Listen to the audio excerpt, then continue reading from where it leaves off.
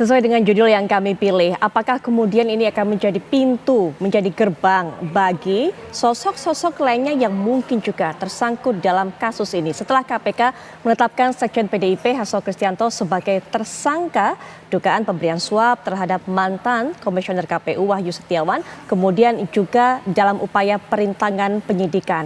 Nah, apakah juga ini betul-betul upaya penegakan hukum atau sekedar politisasi belaka? Untuk bisa berbicara lebih lanjut mengenai hal ini, nanti kita akan dengarkan bagaimana keterangan para narasumber, termasuk juga menilai apakah cukup tepat keputusan yang diberikan ataupun juga disampaikan oleh KPK. Sudah hadir di samping saya tentunya sebagai Wakil Ketua KPK 2007 sampai 2011 Bapak Muhammad Yasin. Assalamualaikum warahmatullahi wabarakatuh. Selamat malam Pak Yasin. Malam. Ya, kemudian juga sudah hadir di samping saya selaku kuasa hukum dari Mas Hasto Kristianto, yaitu ada Mas Alfon Kurnia Palma. Selamat malam. Assalamualaikum warahmatullahi wabarakatuh. Mas Alfon. Waalaikumsalam, Mbak Putri. Baik, dan juga akan meninjau dari sudut pandang hukum pidana, dan beliau ini juga merupakan pakar hukum pidana Universitas Tarumanegara, Mas Heri Firmansyah. Assalamualaikum warahmatullahi wabarakatuh. Selamat malam Mas Heri. Waalaikumsalam warahmatullahi wabarakatuh. Selamat malam Mbak Putri. Baik, apa yang disampaikan oleh KPK kemarin menetapkan sebagai tersangka Mas Hasto ini ada pro dan kontra. Ada yang mengatakan ini betul-betul murni politisasi belaka. Ada yang mengatakan juga, wah ini merupakan penegakan hukum satu step maju lebih ke depan lagi dari kasus yang melibatkan Harun Masiku ini. Mas Alfon. Jadi beginilah ya. Pertama-tama mungkin kita melihat dulu gitu ya, ketercukupan bukti. Oke. Ya, untuk menilai apakah di situ memang melampaui dari ambang batas dari keraguan, atau orang bilang itu adalah beyond reasonable doubt, gitu ya.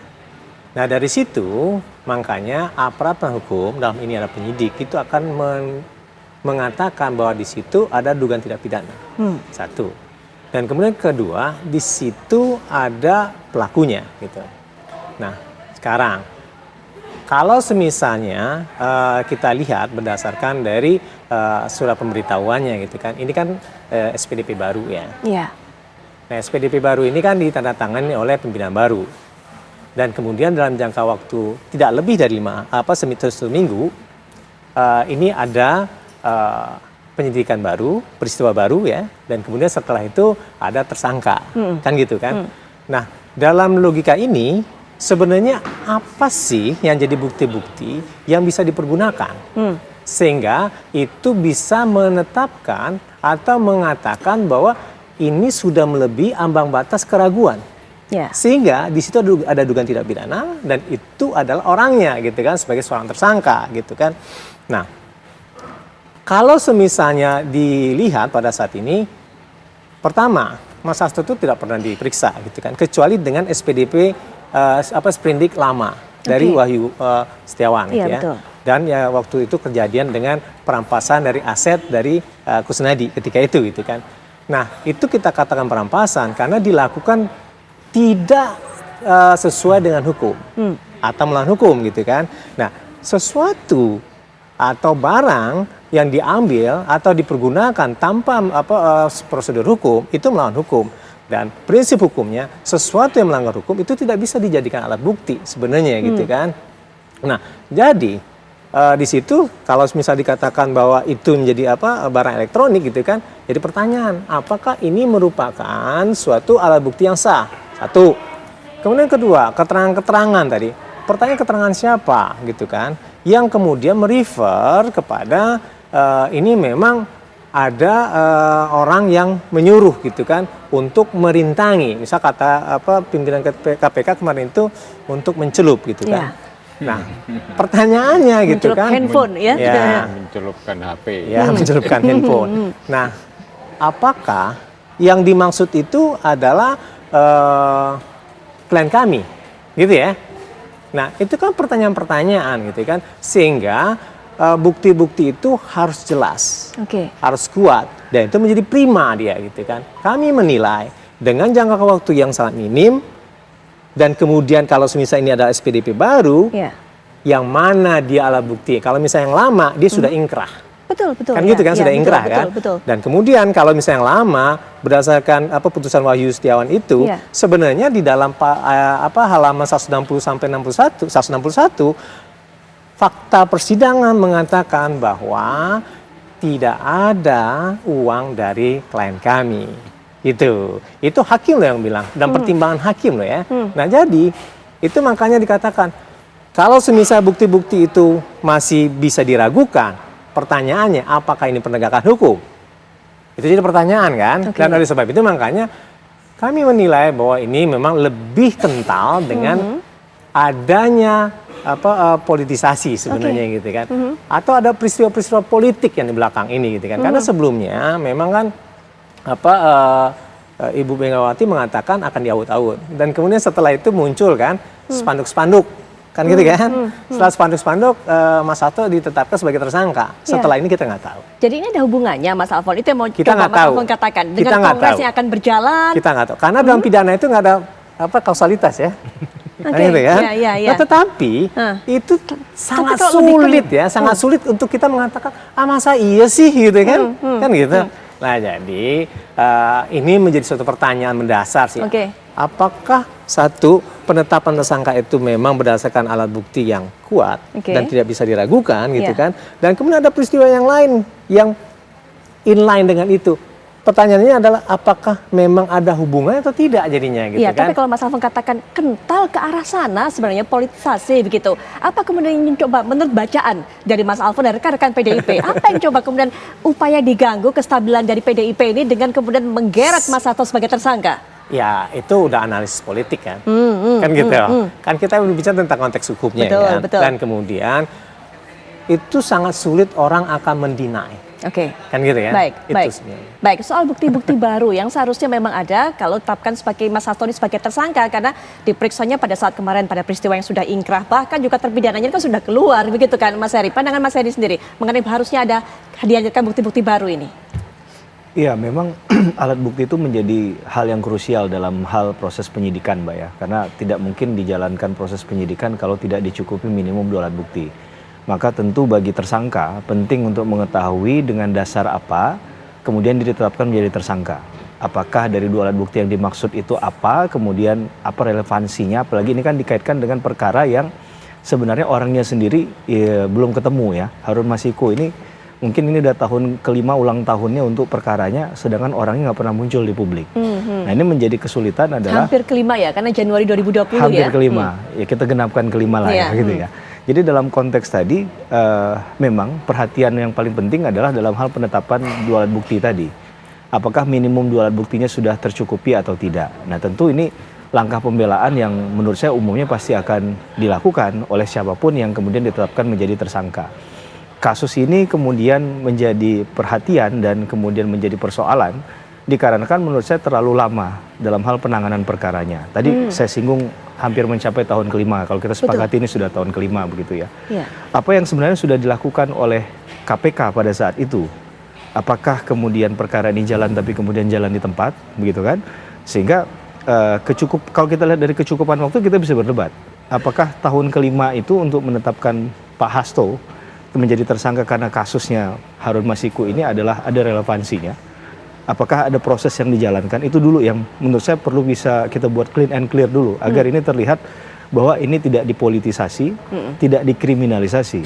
Nah masalahnya tidak ada statement yang jelas dari awal secara resmi oleh pihak KPK sebelumnya menurut saya.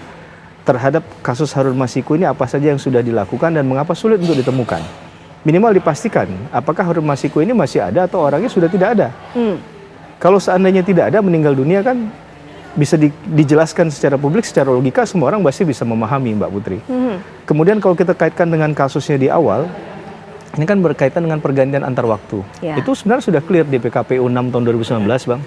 Ada Undang-Undang Pemilu 7 tahun 2017, Undang-Undang tentang DPR 17 tahun 2014 juga sudah mengatur hal itu. Nah apakah itu menjadi kewenangan dari pihak partai politik, kemudian dianggap salah oleh KPK, kemudian ini ditarik ke ranah pidana karena dianggap Pak Hasto katakanlah offside di situ misalnya, itu kan harus dibuktikan juga. Nah, sehingga ini clean and clear. Belum lagi kalau kita melihat ada keterangan yang digali sebelumnya Pak Yasona Lauli sempat dihadirkan Betul. Di KPK, itu juga berkaitan dengan masalah PAW itu yang menurut saya gitu ya. Jadi kemudian ada fatwa yang diajukan oleh Pak Yasona, dan kemudian ini sepertinya membuat dalam tanda petik ya, hasil dari itu jalan tol untuk penetapan tersangka tadi. Kita nggak tahu apa hasil pemeriksaan kemarin. Tapi menurut saya itu yang penting juga untuk diketahui oleh publik. Apa hasil dari pertemuan itu kan? Sehingga keterangan saksi ini memperkuat atau memperlemah atau tidak ada hubungannya. KPK memanggil Pak Yasona ternyata nggak ada hubungannya. Itu juga harus dijelaskan ke publik. Jadi ini clean and clear Mbak Putri. Karena di luar sana masih banyak orang yang berpikiran bahwa kasus ini tidak murni hukum misalnya. Betul. Tapi ada politisasi di dalamnya. Tapi memang di kasus politik ya semua orang yang bermain di politik harus siap dengan konsekuensi semacam ini menurut saya begitu ya. Karena siapapun akan menghadapi hal yang sama. Cuman bagaimana kita meluruskan kasus ini dari awal, apakah murni hukum atau tidak? Ya tadi saya katakan yang paling jelas adalah minimum 2 alat bukti tadi. Dari dasar mana kemudian penetapan itu bisa ditarik, disimpulkan demikian. Jangan sampai misalnya ada istilah obstruction of justice. Kalau kita baca di bukunya Deborah C. England tentang obstruction of justice itu kan ada berkaitan dengan aiding suspects. Apakah ini famous obstructions, ataukah ini tampering with the evidence atau lying, yang mana? Yang berkaitan dengan pasal yang disangkakan kepada Pak Hasto. Kalau salah saya kemarin disampaikan begitu ya, ada yang berkaitan dengan obstruction of justice. Betul. Nah ini kan harus clean and clear tadi.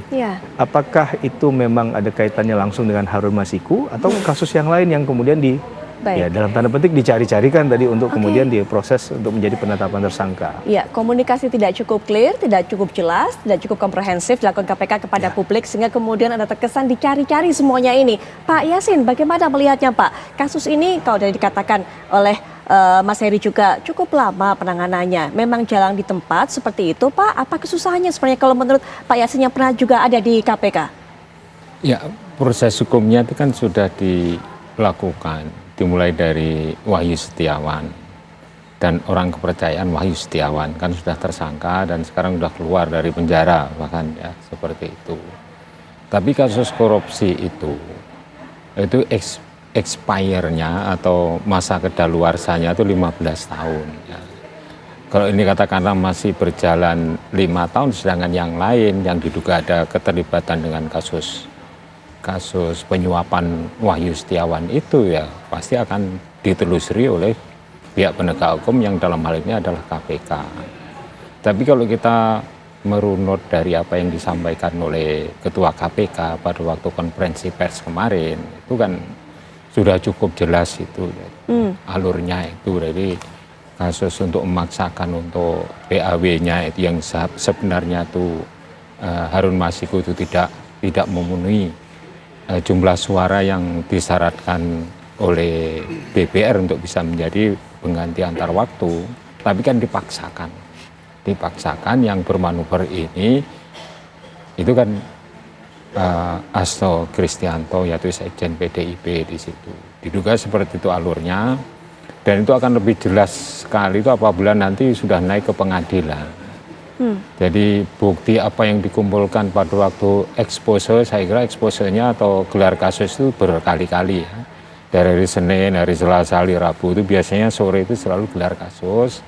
Kemudian pimpinan KPK tidak serta-merta untuk menetapkan bahwa ini naik ke tingkat penyidikan. Itu apabila bukti-buktinya itu tidak lengkap. Dan di situ terjadi dialog yang luar biasa dihadiri oleh tim penyelidik, tim penyidik, dan tim penuntut umum. Jadi untuk kerangka penerusan kasus ini dibahas sekaligus dalam satu atap. Jadi kita yang di luar memang menduga-duga ya enggak apa-apa ini kan.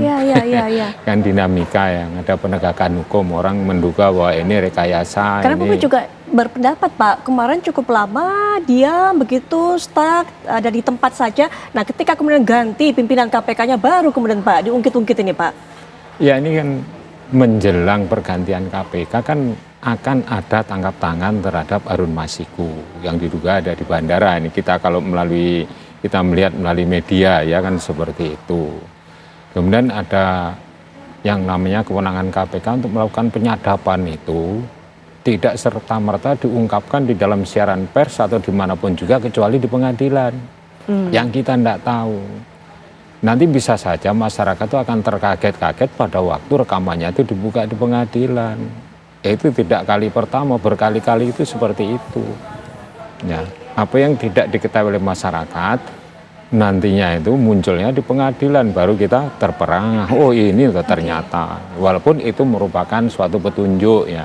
Baik. Tapi di dalam hukum pidana, khususnya korupsi itu kan bisa itu dipakai sebagai untuk dikumpulkan untuk bisa menuju kepada 2 alat bukti yang cukup sebagaimana diatur dalam pasal 42 Undang-Undang 30 2002 yaitu 19 tahun 2019.